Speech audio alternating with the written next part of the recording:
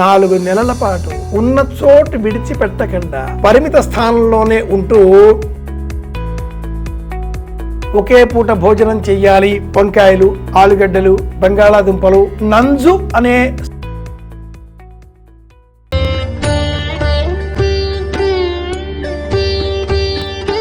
నమస్కారం గురుగారు. నమస్కారం అబ్బాయి. గురుగారు, ఇంతకుముందు వీడియోలో ఆషాఢం నుంచి 4 మాసాలు భగవద్ ధ్యానంలో గడపాలి అన్నారు. ఈ 4 మాసాలని చాతుర్మాసం కూడా అంటారని చెప్పారు. అసలు ఈ చాతుర్మాసం విశిష్టత ఏంటి గురుగారు? చాతుర్మాస్యాలు అంటే 4 నెలలకు సంబంధించిన ఆహార నియమాలతో కూడుకున్న ధర్మాన్ని పాటించడం. పూర్వకాలంలో చాతుర్మాస్య వ్రత దీక్ష, ఇదొక వ్రతం, వ్రత్యతే అనేనా నియమంతో కూడుకున్నది. ఈ దీక్ష 4 వర్ణాల వారికి, 4 వర్గాల వారికి ఉండేది. బ్రహ్మచర్యము, గృహస్థము, వానప్రస్థము, సన్యాసము అనే 4 ఆశ్రమాలలో ఉన్నటువంటి వారంతా కూడా ఈ చాతుర్మాస్య వ్రతాన్ని దీక్షగా పాటించేటటువంటి వారు. ఈ దీక్షలో మొదటి నియమం ప్రయాణాలు చేపట్టకపోవడం. ఈ కాలమంతా కూడా వర్షారంభ సూచనలు, ఇక వర్షాలు కాబట్టి ప్రయాణాలు చేయకూడదు.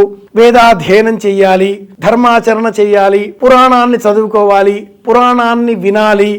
గ్రామంలోనే లేక ఇంటిలోనే చుట్టుపక్కల ప్రాంతాలకు, దూరాలకు, తీరాలకు చేరకుండా నియమిత స్థానంలోనే జీవనం గడపాలి.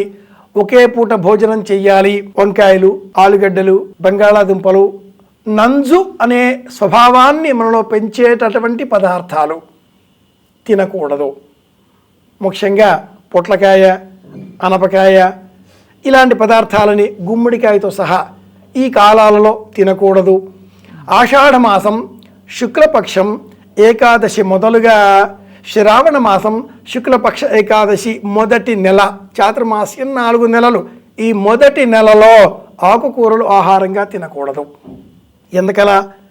వర్షాలు పడినందువలన పెరిగేటటువంటి ఏపుగా కనిపిస్తాయండి పాలకూర, తోటకూర, బచ్చలి కూర, గంగవాయిల కూర, ఏ కూరైనా కూడా. ఆ ఆకుకూర వెనకాతల నల్లటి గుడ్డు వంటి పదార్థం కనిపిస్తుంది. ఈ మాసంలోనే కరివేపాకుతో సహా. అవును, చీడ ఉంటుంది. చీడ కాబట్టి ఈ మాసం తినకూడదు.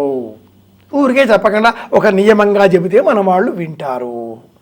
శ్రావణ మాసం శుక్లపక్షం ఏకాదశి మొదలుగా భాద్రపదం శుక్లపక్షం ఏకాదశి వరకు పాలతో కూడుకున్న పదార్థం స్వీకరించకూడదు. పాలు మనకు ప్రధానంగా గోమాత అందిస్తుంది.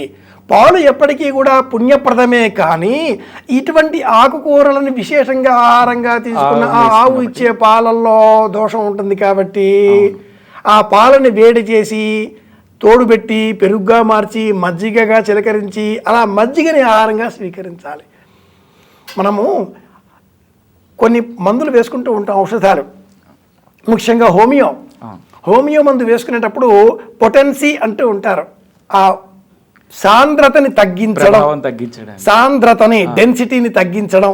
అలాగా ఈ ఆవు అందించే పాలు కాచడం, పెరుగుగా, మజ్జిగగా, తక్రంగా శ్రావణ మాసం ఏకాదశి వరకు 2వ నెల. శ్రావణ మాసం నుంచి భాద్రపదం వరకు ఇది 2వ నెల. భాద్రపదం నుంచి ఆశ్వీజం వరకు ఇది 3వ నెల. ఇందులో పెరుగు ఆహారంగా స్వీకరించకూడదు. మన దేహంలో కాస్త మందకొడితనం పెరుగుతుంది, వాత స్వభావం పెరుగుతుంది. పైత్యం, వాతం, శ్లేష్మం అనే 3 ఉదయం వేళ శ్లేష్మం, మధ్యాహ్నం వాతం, సాయంత్రం వేళ పైత్య ప్రకృతి. ఈ వాత ప్రకృతి ప్రకోపించేటటువంటి కాలం కాబట్టి 3వ పాదం మజ్జిగ ఆహారంగా తినకూడదు, పెరుగు ఆహారంగా స్వీకరించకూడదు. 4వ పాదంగా కార్తీక మాసం వరకు, అంటే ఆశ్వీజ మాసం శుక్లపక్షం ఏకాదశి మొదలుగా దసరా నెక్స్ట్ డే నుంచి కార్తీక మాసం శుక్లపక్షం ఏకాదశి వరకు, తులసి కళ్యాణం వరకు 4వ పాదంలో ద్విదళములు, పప్పు ధాన్యాలు ఆహారంగా తీసుకోకూడదు. ముఖ్యంగా కందిపప్పు కుజ సంబంధంగా చెబుతారు. ఎందుకంటే మనలో కోపం పెరుగుతుంది కాబట్టి. కార్తీక మాసం కాలానికి పగటి కాలం పూర్తిగా తగ్గిపోయి రాత్రి పెరుగుతుంది, జీర్ణం కాదు. చాతుర్మాస్య వ్రత దీక్షలు ప్రకృతికి, పర్యావరణానికి అనుకూలంగా నిర్మితమై ఆరోగ్యాన్ని అందించేటటువంటి ఆరోగ్య రహస్య సూత్రాలు అందరూ పాటించాలి. ఈనాటి కాలంలో పీఠాధిపతులే అమావాస్య నుంచి పాటిద్దామా, పున్నమ నుంచి పాటిద్దామా, ఒక క్యాలెండర్ వేసుకొని కుచించిపోయేసి తగ్గించుకొని ఏదో చేసేస్తున్నాం అన్నట్టుగా మమ అనిపించేస్తున్నారు. 4 నెలల పాటు ఉన్న చోటు విడిచిపెట్టకుండా పరిమిత స్థానంలోనే ఉంటూ ప్రబోధం చెయ్యడం, ధర్మాచరణకే అనుకూలంగా వ్యవహరించడం, ధర్మాన్ని అనుసరించడం, ఇది చాతుర్మాస్య వ్రత దీక్ష. విద్యార్థులు చేయాలి, గృహస్థు చేయాలి, సన్యాసాశ్రమంలో ఉండేవారు కూడా చేయాలి, అందరూ చేయాలి. ఆహార నియమాన్ని అనుసరించడమే చాతుర్మాస్య దీక్ష అంతరార్థం. మళ్ళీ ప్రకృతిని గౌరవించడం అంతే. నమస్తే గురుగారు. శుభమస్తు.